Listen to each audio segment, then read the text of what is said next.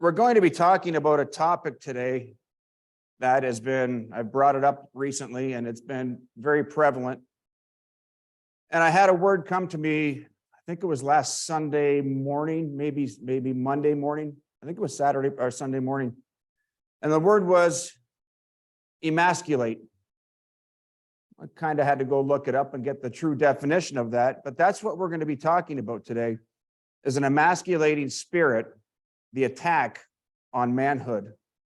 Now, the first 3 chapters of the Bible, they lay out God's plan for mankind, through Adam and Eve, goes through how they were created. It goes through, they were created in God's image and how they fell and how God commanded a structured unit and wanted that to operate after the fall. And then that obligation went forward, and you had the different people throughout Scripture who always reinforced that. You had the disciples who reinforced it. You had the Apostle Paul who went and reinforced it. You had Jesus Christ himself who went back and always reinforced it. Now, when we look at emasculation, I'm going to give you a definition here. And according to the American Psychological Association, emasculation is the removal or the reduction of man's sense of masculinity by depriving him of culturally approved male roles. Now, when it comes down to what we're dealing with and facing today as men, and I'm going to basically talk a lot to the men today, we're being shamed. We're being shamed just for simply being men and acting like men and doing men things. Now, you get to shame and you get to the root, and the root of all of that is pounding. It's pounding on us that we're wrong, pounding on us that we've done wrong, pounding on us that we're doing wrong, just by simply being male and being masculine. And that's not of God, because that's not the way that God had ever set anything up. Now, the emasculating spirit towards men, it'll leave people who don't have any root in them. It'll leave them feeling oftentimes embarrassed. You could get into a crowd and feel ashamed, all simply because we're male, because we're men, because there's supposed to be new definitions coming out. Now, throughout the course of the week, it was Tuesday morning after I had this word come to me that somebody had sent me, and he's online today, and I thank him for sending it. We've chatted back and forth a little bit about it. And I'm going to read in a second. I want to read one other thing before we get into that. I'm going to read a portion of that and bring that into actually what's going on. But before we get into that aspect of it, I want to read something that happened this week of how ridiculous this whole thing's getting out of control with the transgender community and how they're emasculating men and how they have been emasculated themselves. Team Canada powerlifting coach, I won't give his name, you can look it up. He just broke the Alberta's women bench press record in the 84+ kilogram category at the Heroes Classic. Former record holder, trans-identifying male, Annie Andrus, had a front row view as Silverberg mocked the discriminatory CPU, which is the union that they have for powerlifters, the Canadian Powerlifters Union, mocked the discriminatory CPU policy, but also unofficially breaking the woman's record in the event. And when he did this, he shattered the record by 95 pounds in the women's bench press competition. See, he had enough of the ideological garbage, and he actually did something about it. Now, if you look at this coach who went out and did this, he could sit here and he looks like a man. He's a man's man. Now, there was a woman or a man identifying as a woman who previously held the record. And he went out and said, no, enough of this, because the women can't compete with men in their sport, especially when it comes to something like weightlifting. And he absolutely went through it, and he made a mockery out of it. A mockery. All because of what? Emasculation all the way through. Transgender garbage, society. And Deuteronomy 23:1. There's only a few references to the actual word of emasculate in Scripture. No one who has been emasculated by crushing or cutting may enter the assembly of the Lord. And what they're talking about here is absolutely taking the testicles off men. Taking the testicles off men, crushing them to the point in time where they're absolutely of no use See, there's a recent tragedy, and this is what was sent to me this week.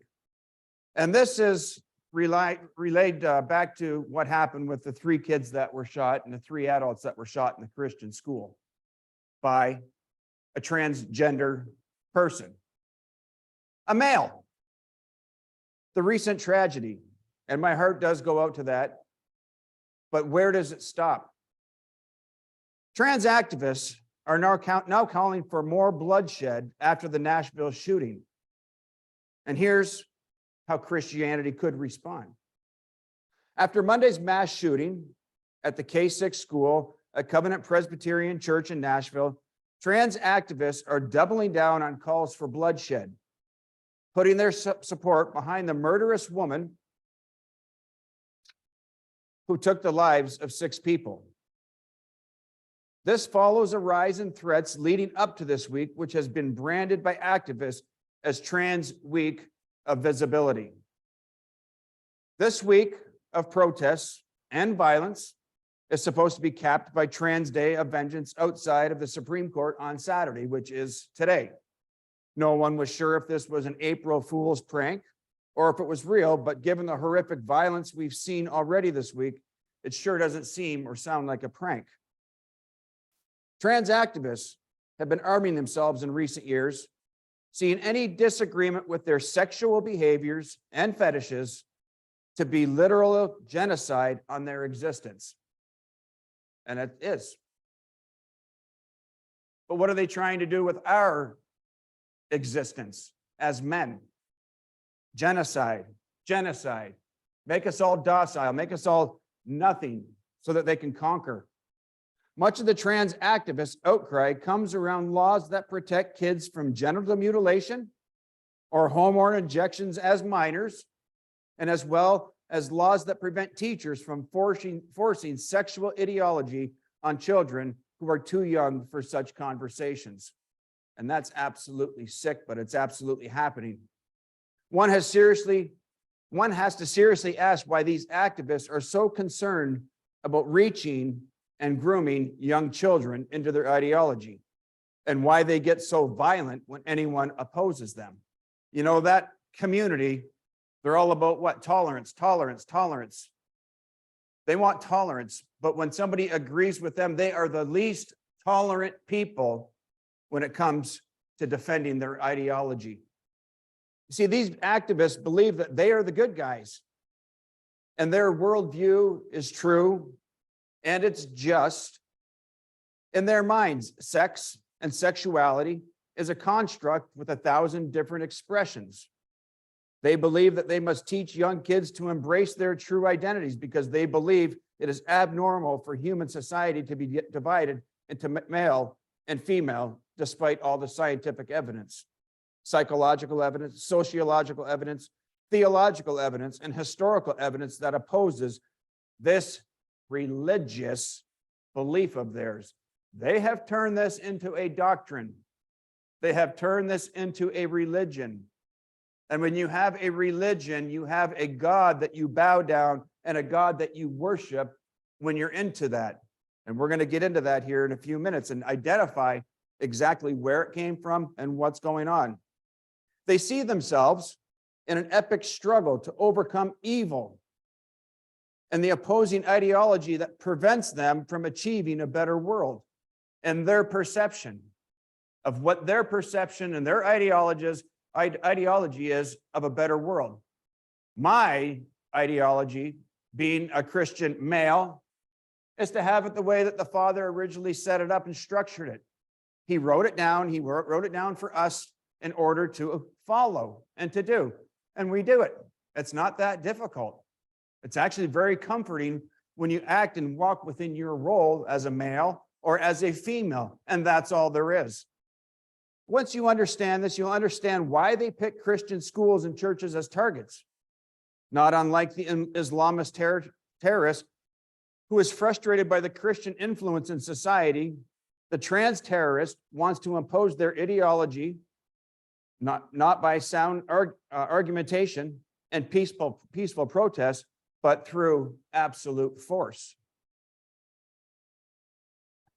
The lobby, LGBT lobby, has crafted a tribe for itself outside of sexual identity in a twisted desire to create division and oppression, allowing its members to paint their ideology foes as the evil empire, which they're calling us evil, where in truth they represent the head of the beast that seeks to devour children, families, and society at large. There's a reason that the most powerful Western politicians and corporations have sided themselves with these activists. They're not the oppressed. They are the celebrated.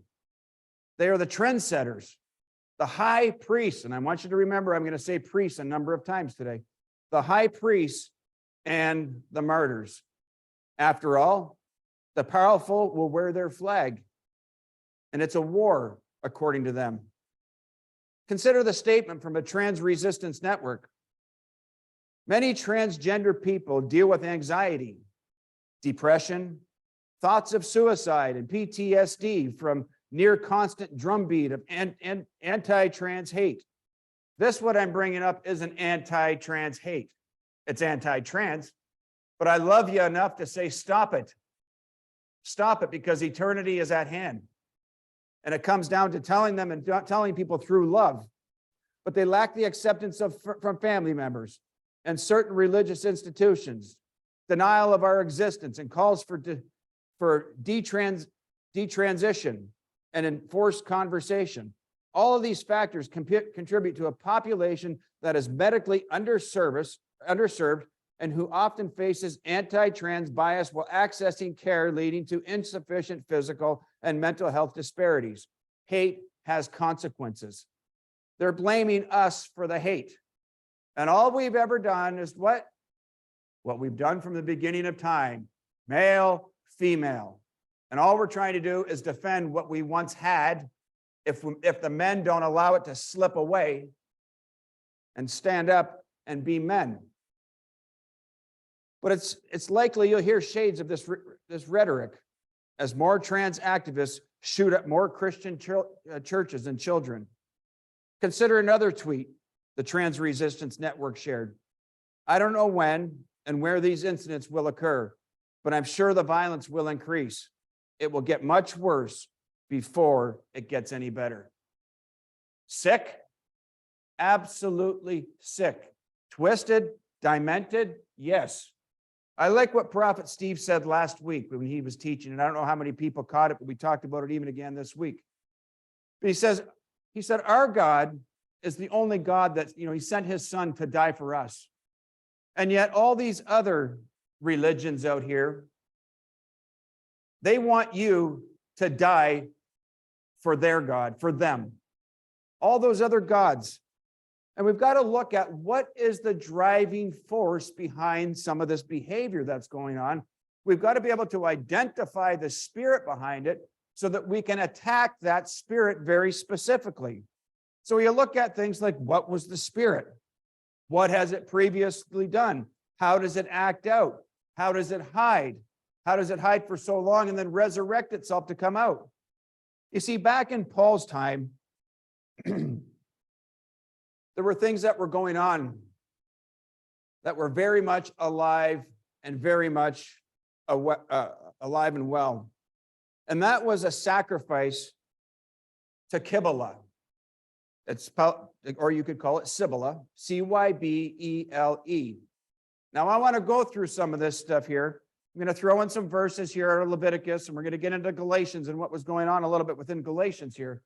We're going to identify what was going on and what Paul was absolutely looking at and what he was dealing with. You see, the priests of Sibylla, or Kibbalah, were often eunuchs, known as a Gali. An initiation process under the trance of ecstasy, and I'm not talking about ecstasy that people are popping these days, they would get themselves into a frenzy. They would get themselves into whipping themselves, and they would work at it all day long, calling up this spirit.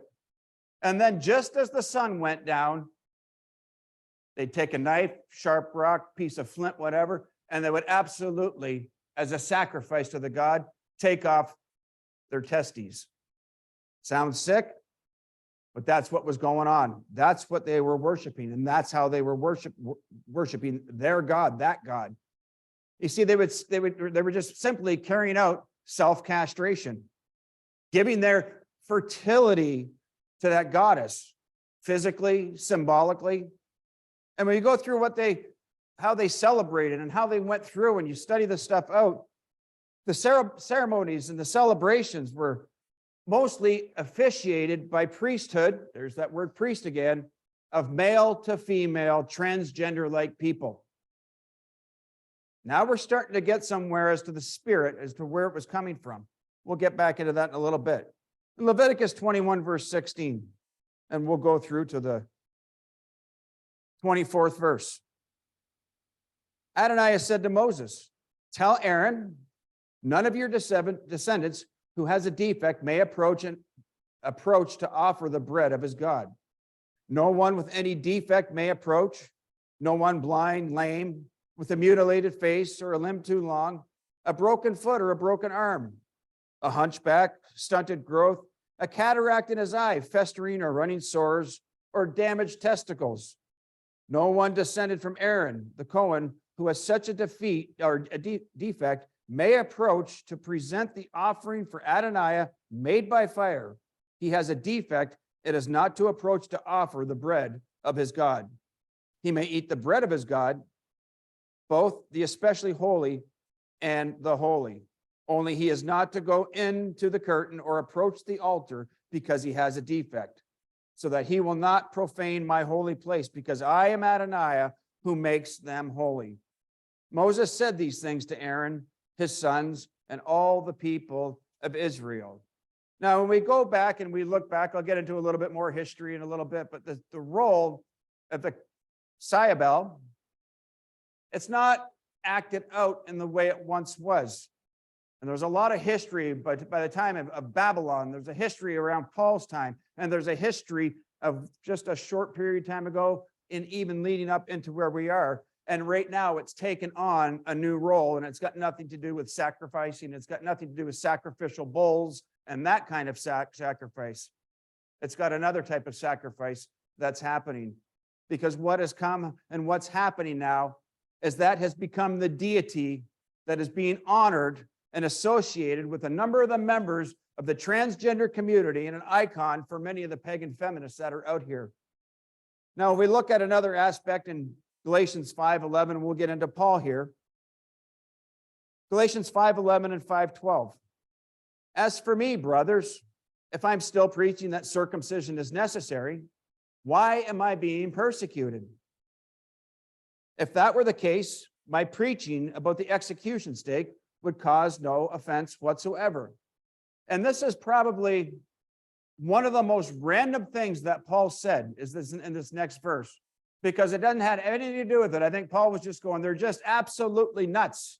And he went on, he said, I wish the people who are bothering you would just go all the way and castrate themselves.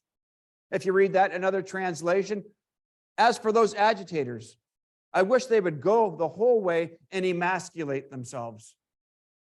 Just lop it off. Lop it off. Get on with it. But that was alive, and that was going on in Galatia, and those people were well versed with what that they were sacrificing to their God. Now, there's two separate things we got going on here. We've got circumcision, and you've also got another aspect of it. One is God's way, and one is for another God's way, and in the worship and worshiping. Now, you look into the emasculate, again, deprived of strength, of vigor, spirit, to absolutely weaken, to cut the legs off people, to cut the legs off man, to take away their testosterone levels. And when they were going through this with Paul, and Paul was saying this, what were they doing to Paul? 4 points here. They were pointing out his flaws everywhere he went. Well, Paul said this, but Paul said that. He was confusing people here, and they're pointing out his flaws and trying to get him until he sat down with them and absolutely explained it out. And that still goes on even today within the Christian community. He was being bad-mouthed. He had people that were bad-mouthing him to his friends and to their friends, and they were just railing on him and taking him down. Why? They didn't want that change. The next one, they were undermining him. Just undermining him. Everywhere he went, You could see it in Corinthians. You could see it. They were always constantly undermining him. He's writing these letters to prop the people up because they were always trying to kick the legs out from underneath what he was bringing forward as Jesus Christ, the Savior. And then obviously the last one, shaming him in public, trying to shame him, trying to get him thrown in prison, get him beat, get him whipped. Went through all of it. He took all kinds of beating. But here, when Paul is talking about this, he's alluding to that action that was well known to the Galatians, that was performed by the pagan priest of Caiabel, the cultist, who were honoring their God, who literally castrated themselves. So what Paul is doing here, and he's taking that over into what he was dealing with in Galatia there, and he's associating the two with legalisms. Bringing them both together. We're going to get the both together here in a second. But it was all about what? Idolatry. Worshiping with idolatry. Ritualistic mutilation. And this is what we are facing today when this clan, this new religion of the transgender community is rising up more and more and more. Ritualistic mutilation. And now you know why they're diving back into the children. Wasn't that what they offered to Moloch? Sacrifice children to Moloch? They're trying to grow their community, and they're trying to start it at a very grassroots, influencing these kids. It's going on in the schools. It's going on in the community. It's going on all over social media, and it seems to be more and more accepted. But I'm here to say I will never accept it. My God will never accept it. My God up here. Somebody say amen on that one. So Rhea, or Kibbalah, also known as Rhea, the two tie very right into each other. You can study that one out. There's been lots of teachings on Rhea already. A Babylonian goddess, the tower-bearing goddess, and a goddess of fortifications. You see, we look into what we're going through here in Canada, and a lot of the world who might see this on YouTube over the airwaves are probably sitting there thinking, what are you talking about? Because they don't have this garbage going on predominantly in their societies. Other countries have banned all this stuff. It's garbage, but it's so prevalent here in North America, Canada, United States. Now we went in there, we got through with the trans thing. We're not done with it. But there's another thing that's going on at this point in time here in Canada, even in our area. And when I say our area, I mean in our area. I'm going to a meeting here in the next few weeks about this topic to stand up against it. Because now they're starting to push for fortification cities. What did I just say of Caiabella? The goddess of fortification. You can see this spirit rising up more and more and more, and taking more of an active role as the God that it wants to be, that it's been assigned to do in its little area. But the existence of a goddess of fortification, we now have these 15-minute cities that they're coming up with in our area and all across Canada. They're talking about it over in France. They've already started them over in Holland. Like, this stuff is going on around the world. And it's all about what? Climate change. Well, there's another God. But the existence of the God of fortification, everyone knows that there's all kinds of evidence out here to see that this whole thing is a bunch of garbage that's going on. And that's where this whole thing with this Caiabella thing, there's enough information out there, enough universal information that we can all access to realize that we can identify it. And the way that they used to identify it, always portrayed with a mural or a turret or a crown with fortification on it, on her head. And that's how she was represented. You see, the reason why the statue of Caiabella wore a crown of towers, because she first erected them within the cities. And the first city in the world after the flood, had towers, had encompassing walls, and it was Babylon. Babylon in ancient Rome. We're going to get to that in a minute. See, it started off in Babylon, was well known all the way through that point in time, all the way through to the people of Galatia. And then we go, say, what, another 150 years past that, and we get into the celebration of the Virgin Mary. See, there was two festivals that were established. They went through this whole thing with the Virgin Mary and how they were incorporating that in and bringing that in and molding that whole thing. And they molded the things together. There was two festivals. There was a Festum Purificationis, or the Festival of the Purification of the Blessed Virgin Mary, on the 2nd of February. It's called Candlemas Day. And then the second was the Festum Annunciationis, or the Festival of the Annunciation of the 25th day of March, which has been popularly called Lady Day. Now, this festival was established with this design to remedy, listen to this one, to remedy the uneasiness of heathen converts on account of the loss of their feast of the god Pan, which had formerly been observed in the month of February. The latter equally served as a substitute for the festival of ancient heathen goddess Cybele, to whom the 25th of March, or Lady Day, was formerly dedicated. You can see how it switched a little bit, but the face is still the same. It's like taking some lipstick and just rubbing it all over your face. Same face. And all they did was put a little bit of lipstick on it. See what happened there? There was indeed a strong resemblance here. Many, many points that really line up hard between the pagan worship of Cybele and the popish worship of the Virgin Mary. They all line up. They had the same titles, called the Queen of Heaven. And that got shifted around. But now you can see where this whole thing goes. And that's why Mary was generally applied by the Romans, the early ancient Romans, to Cybele. And this is where I hold the church in contempt, because that teaching went on for thousands of years. Are we not supposed to not worship any idols? We're to worship the Lord thy God and only God. But that emasculating spirit, all the way through, kept alive, not even just being promoted by darkness, but being promoted and called a form and a sect of Christianity. Kept alive. You see, what is it that the spirit drives, and what does that spirit affect? We've got to be able to identify these things in modern times and where we live now, because what it does, it will absolutely suck the life out of men. It'll suck the life out of men and who they are in God. And this is what it's trying to do, get you to lay down, lose your testosterone. You got no fight left in you. You're not going to stand up to anything. And if you don't stand up for anything, what? You'll fall for everything. And what that does is absolutely renders men useless in the kingdom.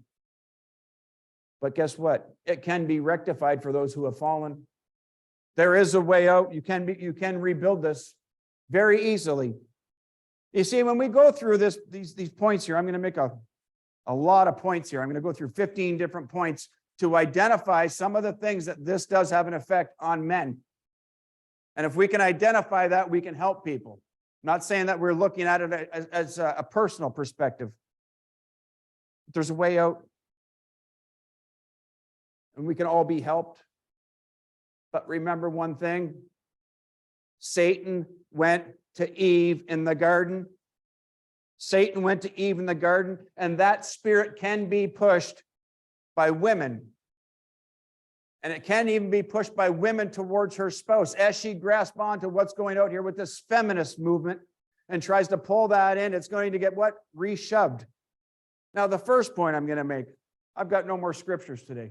We're just going to identify some fallacies or some things that this spirit will bring through and absolutely put a burden on a man to the point in time where he doesn't want to fight anymore. Low self-esteem is the first one. Oftentimes, we identify low self-esteem in people. People look for self-validation in the things that they do. Their views, the behaviors in others. And it's that validation word because that's what they want us to do out there. They need us to validate them into their ideology. And they take it from what? Emasculated men who have been beaten down. The second one, lack of confidence. A guy with little or no confidence in himself, he's an emasculated guy. He's an emasculated guy. Because what happens is you always start second guessing decisions. We talked a lot lately about the decision-making process. And he second guesses every decision he makes, and oftentimes he can't go anywhere because he can't even make a decision. And if no one's there to help him choose and help him walk through something, he won't get anything done by himself. It's a lack of confidence. And that lack of confidence can manifest in so many different ways. And it can go from lack of employment or employment. It can get into self-hatred. You can identify it through things like lousy hygiene because they just don't seem to care. See, if you're looking at somebody and you can identify and relate with them, we can help them out because we need men. God needs men to stand up and be men. The third one, herd mentality. Herd mentality. Not strike what we've just witnessed with what's going on. Everybody said, hey, do this, and everybody ran to the doctor and did it. Herd mentality. Yeah, you can be the gang leader to the follow the crowd association and just run and do whatever, not thinking for yourself. Follow friends. Whatever they do, I'm going to do. Again, no decisions. Then they end up making poor life decisions because it just compounds itself. Because that's what the Spirit does. It just starts to get a claw on you, and then it just slowly starts to pull you in and pull you down even further. The next one, manipulative. You know, men that, going back to the self-esteem, men that struggle with esteem issues often compensate and overcompensate and actually become very good manipulators because it's a way that they desire to feel power or superiority in relationships with others. And they oftentimes, they actually master that fact of it and master that manipulation so that they still have that sense of loss that they have is compensated by that spirit on the other side of it. Next one, and I've already talked about it, poor decision-making. What is poor decision-making? It's just indecisiveness once again.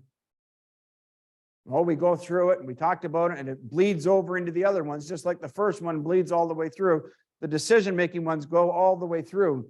But one of the primary gifts of masculinity and the way that men are, men generally will take risks based on certain facts, information, wisdom that they've gotten, knowledge that they've accumulated, the resources around them.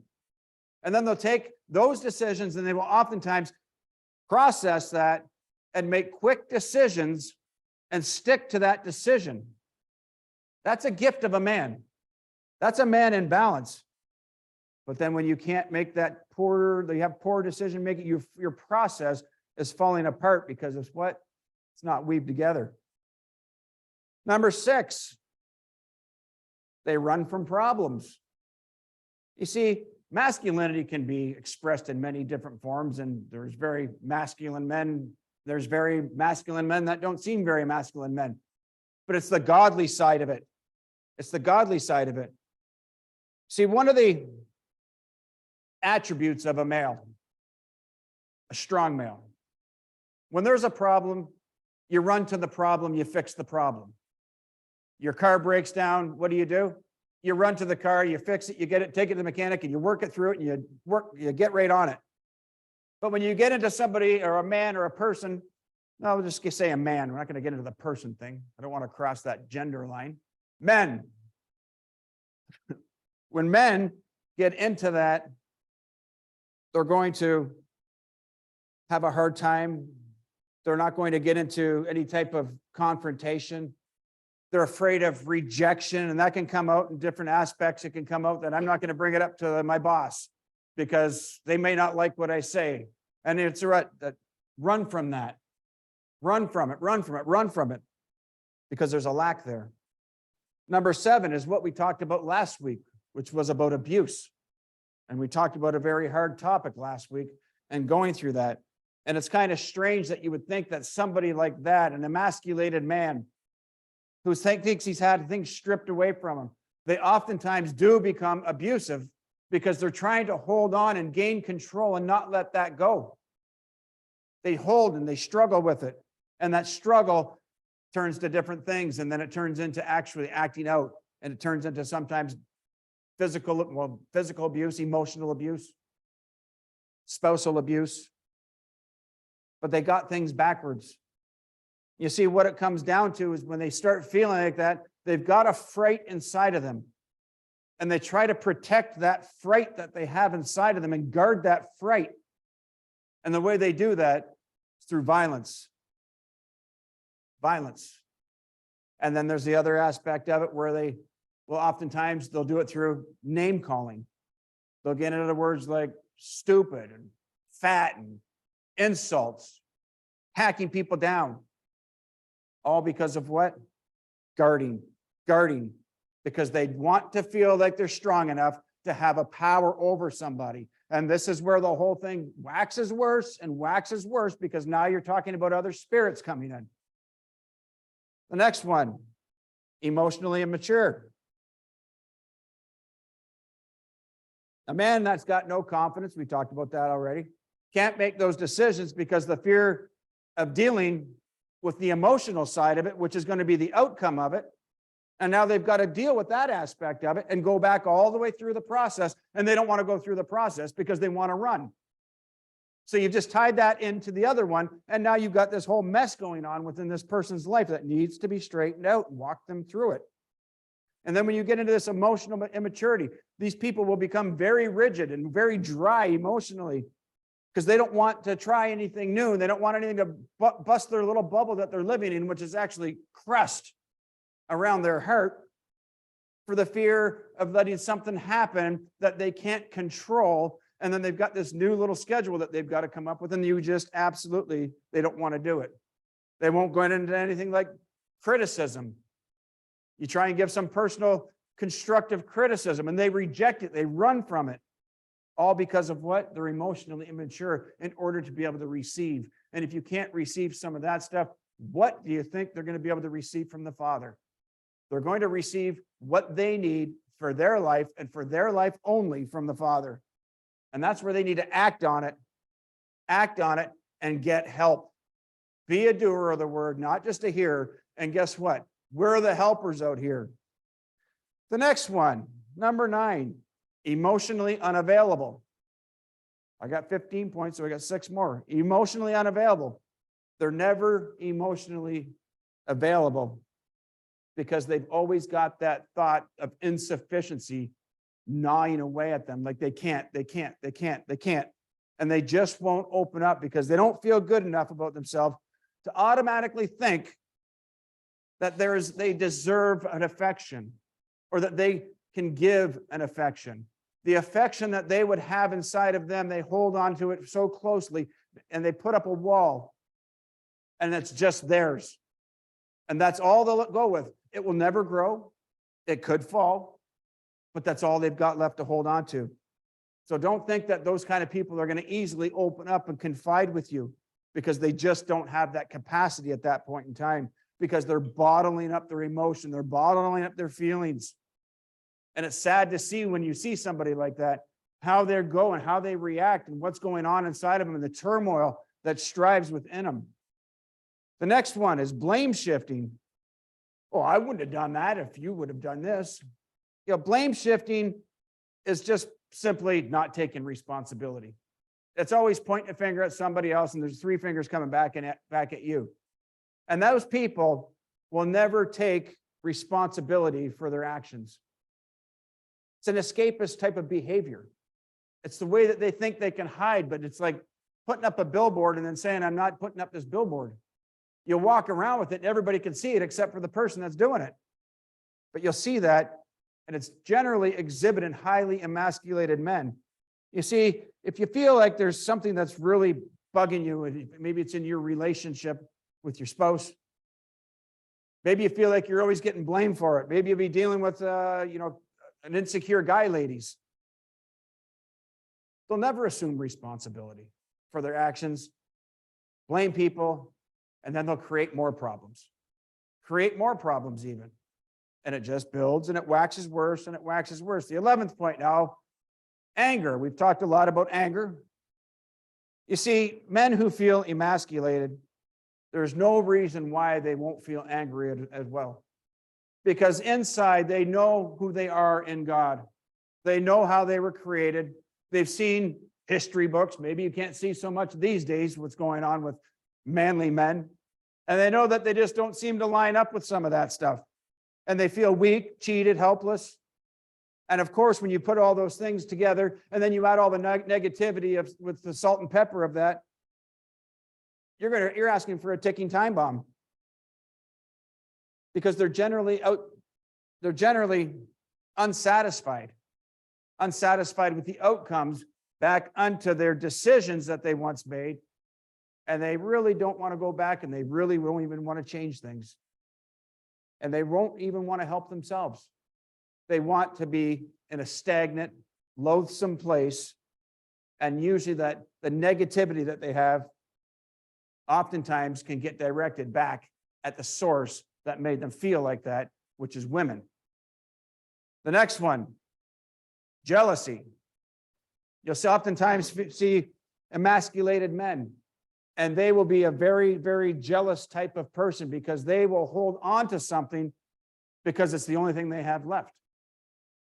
And if any guy comes up and talks to their girlfriend, you can see just an absolute fit of rage that could happen out of it, because that jealousy rises up because it's being fed through the insecurity that they have. And then they also take it to another level. Every person that they see talking, they think that they've got the absolute worst intention for them, about them, when in fact, sometimes people are just trying to help. The next one, a lack of zeal. Kind of goes without saying. But you see, they got no energy, no enthusiasm, no goals, no objective, not trying anything, just sitting there absolute complacent, no zeal. Because men generally, when we're born, we have a competitive side, and that competitive side usually is tied to success. I don't see how it couldn't be tied to success. Whether you're playing a sport, whether it's business, whether it's whatever, there's competition, and we have that driving force inside of us to overcome the things that we need to overcome that are placed in front of us. At the same time, when you look at it through the eyes of the Father, we are set here to overcome the things that are placed in front of us like spirits. As spirit being that we are in his image, we were all created. We are here to overcome these things. Let's jump on to the next one. 14, as we wrap this up, controlling. Again, it's the only way that these men can feel like they can get back masculinity. They start controlling things, and they control pieces and the parts of it. And it's all messed up because they're just, I'll control this, but I'm going to let this go. And the whole thing gets out of balance with what God had designed about, yes, we have to stay in control of the aspects that we can stay in control with. But it's every aspect. It's not just a little piece of apple that's in the apple pie. It's the whole pie that we've got to control. And let's go on to the next one, which is character assassination. You see, men generally have a little bit of clout. I don't want to call it a spirit of pride, but we can have some pride. And there's nothing wrong with having a little bit of pride as long as it doesn't jump over that line into a spirit. You can have some resources. You can have some finances. Maybe it's, fame. Maybe it's your looks. We've all got things that we're proud of. As long as it doesn't take it to the next level. As long as it doesn't cross that line. But we've all have those things. And guess what? That's when we start looking at others and we start character assassinating them. Because of what? Insecurity. Insecurity. because an insecure man, and we go through these absolute 15 points here, insecure man is lacking in 1, 2, maybe all of them in these areas. And they'll actually suppress in a relationship with a spouse. They'll actually suppress the spouse down to that point and down to that level so that they just absolutely cannot be better than them in any way, shape, or form. And that is the end result. It's suppression.